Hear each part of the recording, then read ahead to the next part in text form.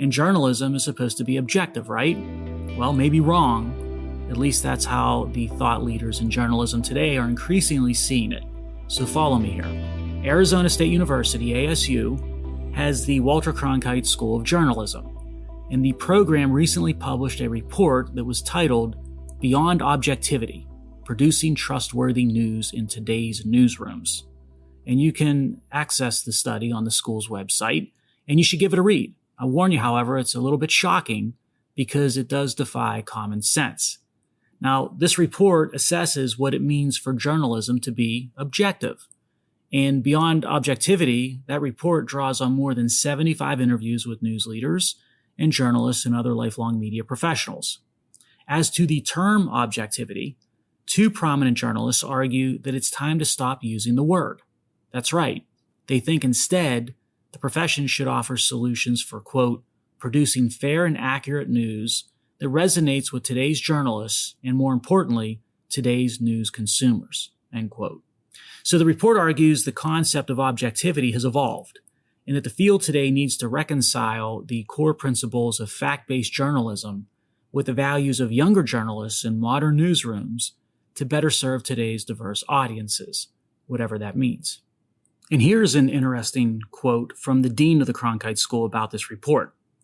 At a time when journalism is under attack on multiple fronts, Downey and Hayward, those are the authors, they make a fresh and powerful case for fair, accurate, and responsive reporting, one that acknowledges how newsrooms and communities have changed since the days of top-down, one-size-fits-all news culture. Okay, so this is sounding, I think, more along the lines of the your truth, my truth, your facts, my facts, your sense of right, my sense of right, that type of thing.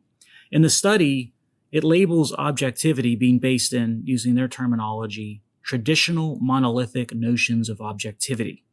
And it provides a playbook, I think that's a term they actually use, the playbook, to help newsroom leaders move beyond accuracy to truth, that's how they phrased it, to create a credible policy for journalists when it comes to social media and in political activities, and to focus on essential original reporting, get to that in a minute, and to develop a set of core values for their newsrooms. Those are sort of the objectives of the playbook, so to speak. Wow. So first, how about that phrase, move beyond accuracy to truth? Whose truth, I wonder? And what is essential reporting? I mentioned essential reporting a second ago, at least as the ASU team puts it. And who gets to decide what is essential? Now, this reminds me of the pandemic lockdown period and bureaucrats in government arbitrarily getting to decide who worked in essential jobs and who didn't. Now, a sidebar irony here is that many government workers have yet to return to their workplace heading into 2024. I wonder what that says about being essential. But I digress, back to the study on journalism and dropping the focus on objectivity. Here's another quote. This is from one of the study authors. If a newsroom does all of these things, it's transformative. Even if it's not a revolution, it's a significant evolution that will require a new generation of leadership that embraces these principles. Yeah, requiring the newbies of the profession to embrace. And that, to me, sounds like a solid case of indoctrination. Now, I did find the Walter Cronkite School of Journalism and Mass Communication at Arizona State University's boilerplate description of its program to be a very interesting contrast to what's going on with this study. So allow me to read to you from the website how the effort and the school defines itself. The Walter Cronkite School of Journalism and Mass Communication at Arizona State University is widely recognized as one of the nation's premier professional journalism programs and has received international acclaim, rooted in the time-honored values that characterize its namesake: accuracy, responsibility, objectivity, integrity. The school fosters journalistic excellence.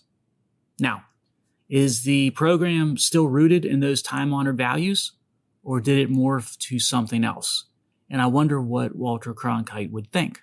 Now, let's contrast what's going on in academia at Arizona State and the Cronkite Journalism School and in newsrooms with the next breed of social warriors, to where the head of the American public sits with respect to objectivity in journalism and media.